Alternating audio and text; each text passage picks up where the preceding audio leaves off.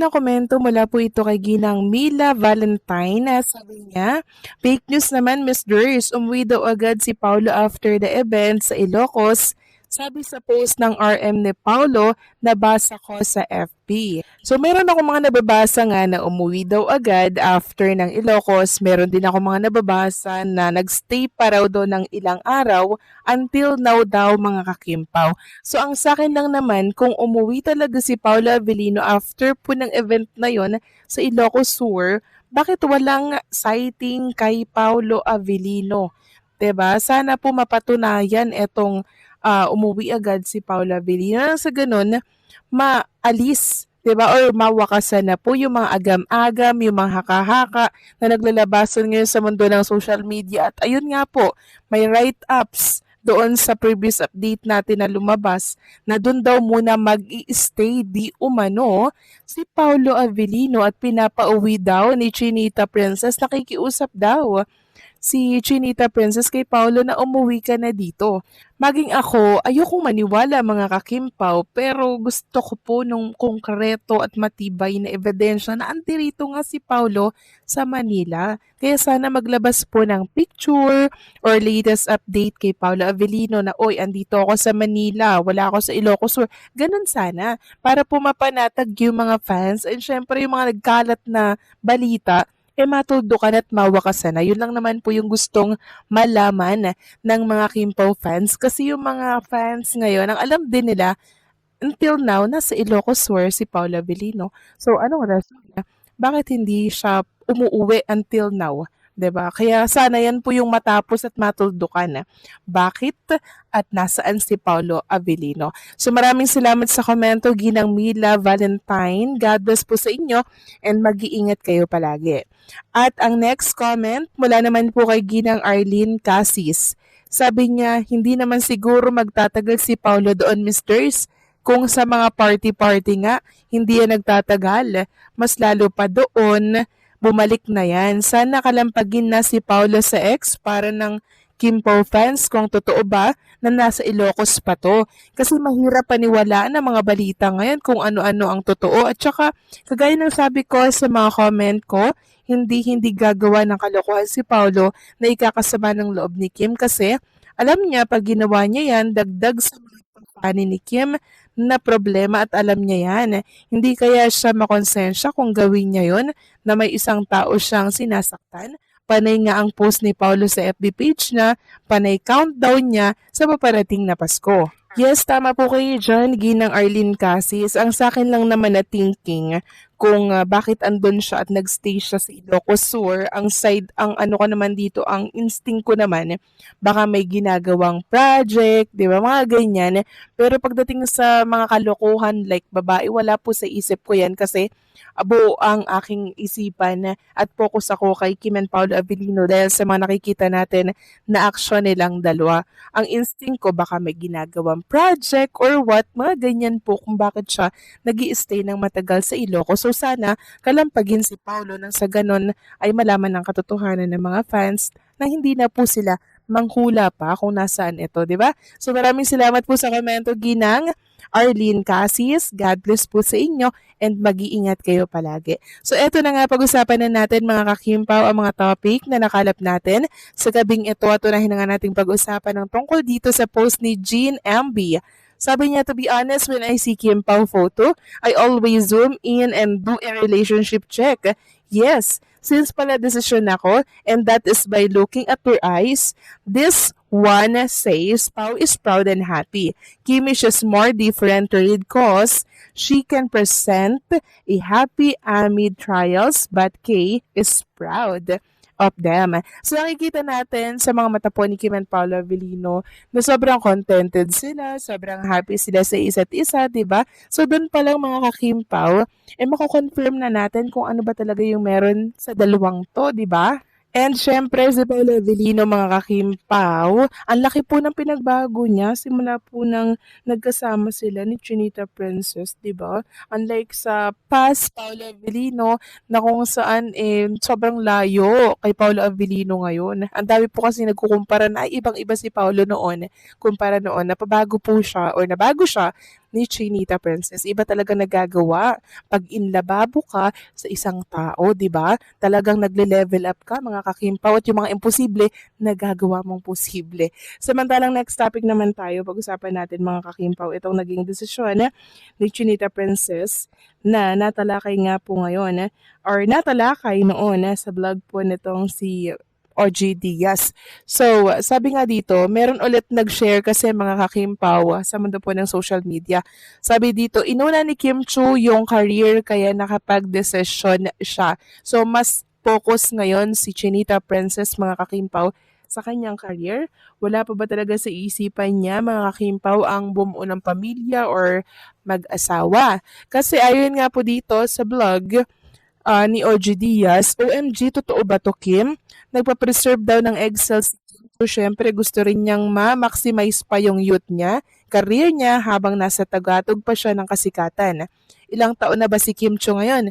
35 years old, hindi na bumabata yan, medyo hit or miss na, kung kaya pag magbuntis, so kung totoo man, normal lang na mag-decide siya na i-preserve yung egg niya para sa future. So noon natalakay na natin to mga kakimpaw, hindi po ba?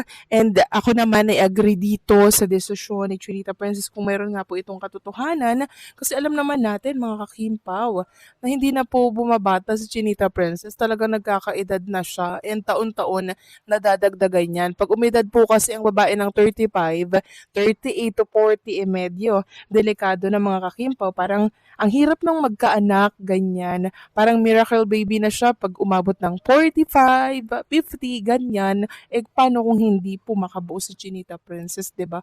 Kaya agree ako na nagpa-preserve na lang po ng egg si Chinita Princess para in the future, 'di ba? Hindi naman siya kawawa. Meron pa rin siyang matatawag na anak, mga kakimpaw, kahit na ito ay sa tulong ng teknolohiya. Pero mga kakimpaw, sana hanggat kaya po nila ni Paolo Abilino, i-push nila mga kakimpaw na sa sinapupunan, mismo manggaling ni Chinita Princess, yung magiging anak niya kasi napakasarap po sa pakiramdam ng mga kakimpaw na sa mismong sinapupunan mo pinalaki ng ilang buwan ang iyong anak. 'Di ba? Sana mga kakimpaw, ipag-pray natin yan na itong desisyon ni Chinita Princess magbago kung totoo man nga ito ha. Maraming fans ang gustong magsalita si Paolo Avellino kung nasaan siya ngayon dahil natural lang na nagmumula ito sa pag-aalala, pananabik at curiosity. Lalo na't sanay ang publiko na makita siyang active at present, lalo na kapag may kinalaman sa projects at sa tambalang kimpaw. Sa isang banda, naintindihan ng mga fans. Bilang mga taong sumusuporta, bumibili ng tickets, nanonood ng projects at walang sawang nag-aabang ng updates, normal lang na gusto nilang makakaramdam ng konting assurance. Isang simpleng mensahe, kahit hindi detalyado, ay sapat na minsan para maibsan ang haka-haka at chismis. Kapag tahimik ang isang public figure, mas lalo kasing lumalakas ang espekulasyon at dito nagsisimula ang maling interpretasyon ng mga tao. Pero sa kabilang banda, mahalagang tandaan na si Paulo ay tao rin, hindi lang artista. May karapatan siyang pumili kung kailan at paano siya magsasalita. Hindi lahat ng kilos, lakad o desisyon ay kailangang ipaliwanag agad sa publiko. May mga pagkakataon na mas pinipili ng isang artista ang katahimikan para sa sarili, kalusugan ng isip o personal na dahilan at hindi ito automatikong nangangahulugang may problema o isyong tinatago. Makikita rin dito kung gaano kalakas ang impluensya at koneksyon ni Paulo sa kanyang fans. Ibig sabihin, mahalaga siya sa kanila. Ang pananabik nilang marinig ang kanyang boses ay patunay na hindi siya nawawala sa isip ng publiko, kahit patahimik siya ngayon. Sa totoo lang, minsan ang katahimikan ng isang artista ay mas nagiging dahilan pa para mas lalo siyang pag-usapan, positibo man o negatibo. Kung sakaling magsalita man si Paulo, maganda kung ito'y manggagaling sa kalmado at malinaw na intensyon, hindi dahil sa pressure. At para naman sa fans, mahalaga rin ang respeto at tiwala, na darating ang tamang oras kung kailan siya handang magsalita. Hindi kailangang pilitin dahil ang tunay na suporta ay marunong maghintay. Sa huli, ang sitwasyong ito ay paalala na ang relasyon ng artista at fans ay dalawang panig. May karapatan ng fans na umasa at magtanong, pero may karapatan din ang artista na magpahinga at manahimik.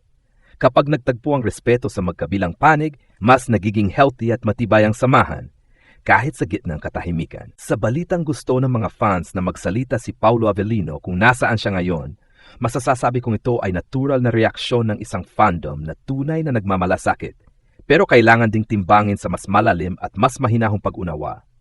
Una, malinaw na ang ugat ng balita ay pag-aalala at pananabik, hindi galit. Kapag ang isang artista tulad ni Paulo, nakilala sa pagiging consistent, professional at malapit sa fans, ay biglang naging tahimik, automatic talagang may tanong. Hindi ito entitlement agad, kundi bunga ng emotional investment ng fans sa kanya at sa mga proyektong kinasasangkutan niya. Pangalawa, ipinapakita ng balitang ito kung gaano kalakas ang presensya ni Paulo kahit wala siya sa eksena. Ibig sabihin, relevant siya, may impact. Hindi siya basta artista na madaling kalimutan. Kaya nga kahit simpleng nasaan siya ay nagiging usapin dahil mahalaga ang presensya niya sa publiko. Pero mahalaga ring linawin na ang katahimikan ay hindi kasalanan. Hindi obligasyon ng isang artista na magbigay ng real-time updates sa bawat galaw niya. May mga personal na bagay, mental health, pahinga, pamilya o simpleng self-reflection na hindi kailangang ipaliwanag sa lahat. At kung pipiliin ni Paulo ang manahimik muna, dapat itong igalang. Sa kabilang banda, totoo rin na isang simpleng reassurance, kahit maikli, ay malaking tulong para mapatahimik ang espekulasyon. Hindi para sumunod sa pressure, kundi para protektahan din ang sarili niyang pangalan laban sa maling balita at haka-haka. Sa panahon ngayon, kapag walang malinaw na impormasyon, ang chismis ang kusang pumupuno sa puwang. Sa kabuuan, ang balitang ito ay refleksyon ng isang fandom na invested at isang artistang may bigat ang presensya. Walang kontrabida sa kwento, may fans na nag-aalala at may artistang may karapatang pumili ng timing. Ang pinakamahalaga ay manatili ang respeto sa magkabilang panig. Kung magsasalita man si Paulo, mas maganda kung ito ay dahil handa na siya, hindi dahil pinilit. At kung patuloy man siyang mananahimik, sana maintindihan ng lahat na minsan, ang katahimikan ay hindi pagkawala, kundi paghahanda para sa mas malakas na pagbabalik. Ang balitang ito ay hindi simpleng usapin ng nasaan si Paulo Avellino, kundi isang malinaw na salamin ng lalim ng koneksyon niya sa publiko at sa kanyang mga taga-suporta. Kapag ang isang artista ay hinahanap, tinatanong, at inaabangan kahit sa kanyang pananahimik, ibig sabihin nito ay may halaga ang kanyang presensya, hindi lamang bilang aktor, kundi bilang taong minahal at sinuportahan ng marami sa loob ng mahabang panahon. Unang-una, naintindihan ang damdamin ng mga fans. Sa panahon ng social media, nasanay ang publiko sa mabilis at madalas na updates. Isang post, isang story o kahit simpleng mensahe ay sapat na para mapawi ang kaba at haka-haka. Kaya kapag ang isang kilalang personalidad tulad ni Paulo ay biglang naging tahimik, natural lamang na pumasok ang pag-aalala. Para sa mga fans, hindi lang ito curiosity. Ito ay pagmamalasakit. Gusto lang nilang malaman kung ayos lang ba siya, ligtas ba siya, at kung may dapat ba silang ipag-alala. Kasabay nito, hindi rin may kakailan na ang pananahimik ni Paulo ay nagbubukas ng espasyo para sa espekulasyon. May mga haka-hakang personal, may inuugnay sa career, at may nadadamay pang ibang tao at issue. Sa ganitong sitwasyon, makikita kung gaano kahirap ang maging public figure dahil kahit ang pananahimik ay binibigyan ng kahulugan. Ang katahimikan ay nagiging balita at ang kawalan ng sagot ay nagiging dahilan ng samut-saring interpretasyon. Ngunit mahalagang idiin na may karapatan si Paulo Avellino sa pribadong buhay. Hindi lahat ng galaw ay kailangang ipaliwanag. Hindi lahat ng pahinga ay kailangang i-post. Maaring nasa proseso siya ng pagninilay, pagpapahinga, o paghahanda para sa susunod na hakbang sa kanyang career o personal na buhay. Sa isang industriya na walang tigil ang pressure, ang pagpili ng katahimikan ay minsan isang anyo ng lakas, hindi kahinaan. Sa puntong ito, ang hamon ay nasa balanse sa pagitan ng inaasahan ng fans at ng hangganan ng isang artista. Totoo malaking tulong ang isang simpleng pahayag para mapatahimik ang espekulasyon.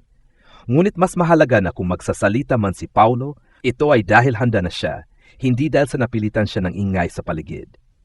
Para sa mga fans, ang sitwasyong ito ay isang paalala na ang tuporta ay hindi lamang nasusukat sa dami ng tanong, kundi sa kayahang magtiwala at maghintay.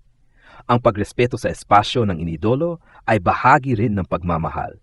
Ang pananabik ay maaring ipahayag, pero ang pressure ay dapat iwasan. Sa huli, ang balitang ito ay patunay na nananatiling mahalaga si Paulo Avellino sa industriya at sa puso ng kanyang mga tagahanga. Ang katahimikan niya ngayon ay hindi nangahulugang pagkawala. Maari itong mga hulugan ng paghahanda, paghilom, o mas malinaw na direksyon.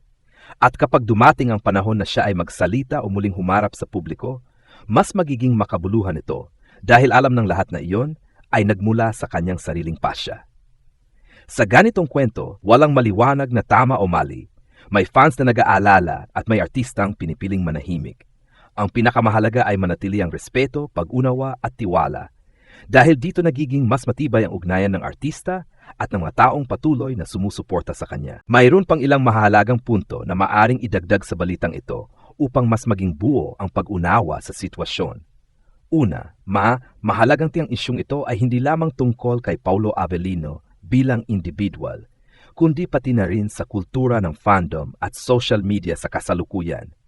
Sa bilis ng impormasyon ngayon, ang katahimikan ay agad napapansin at nagiging dahilan ng pangungulit, panghuhula, at minsan ay paglikha ng sariling narrative ng publiko. Ibig sabihin, mas malaki na ang responsibilidad ng parehong fans at artista na maging maingat sa interpretasyon at reaksyon. Ikalawa, ang pananabik ng mga fans na magsalita si Paulo ay maaari ring magpahiwatig ng mataas na inaasahan sa transparency, lalo na sa mga artistang matagal ng minahal ng masa. Ngunit dito rin pumapasok ang paalala na ang pagiging public figure ay hindi nangangahulugan ng total access sa buhay ng isang tao. May mga bagay na kailangang manatiling personal upang mapanatili ang balanse at kalusugan ng isip. Ikatlo, ang sitwasyong ito ay maaring magsilbing aral sa industriya ng showbiz. Minsan, mas nagiging epektibo ang malinaw at maagang komunikasyon kahit maikli upang maiwasan ang maling balita. Hindi ito obligasyon, pero isa itong estratehiya para protektahan ang imahe ng artista laban sa chismis at maling interpretasyon. Ikaapat, dapat ding bigyang diin ang papel ng responsibleng fans. Sa halip na mag-demand, mas makabubuti ang pagpapasuporta sa pamamagitan ng positibong mensahe, paggalang sa pribadong espasyo, at pag-iwas sa pagkalat ng hindi kumpirmadong impormasyon. Ang tunay na fandom ay marunong maghintay at umunawa. At panghuli, kung sakaling magsalita man si Paulo sa tamang panahon, may posibilidad na ang kanyang pahayag ay hindi lamang tungkol sa kung nasaan siya, kundi tungkol din sa direksyon ng kanyang career, personal growth, at mga susunod na hakbang. Sa ganitong paraan, ang kasalukuyang katahimikan ay maaring maging bahagi ng mas malaking kwento ng kanyang pag-unlad bilang artista at bilang tao. Sa kabuuan, ang maidagdag sa balitang ito ay ang mas malalim na konteksto. Hindi ito simpleng pagkawala o pag-iwas, kundi isang sitwasyong humihingi ng masusing pag-unawa, respeto, at pagtitimbang sa pagitan ng public interest at personal na hangganan. Kapag ito ang nanaig, mas nagiging makabuluhan ang anumang susunod na pahayag o kahit ang patuloy na pananahimik.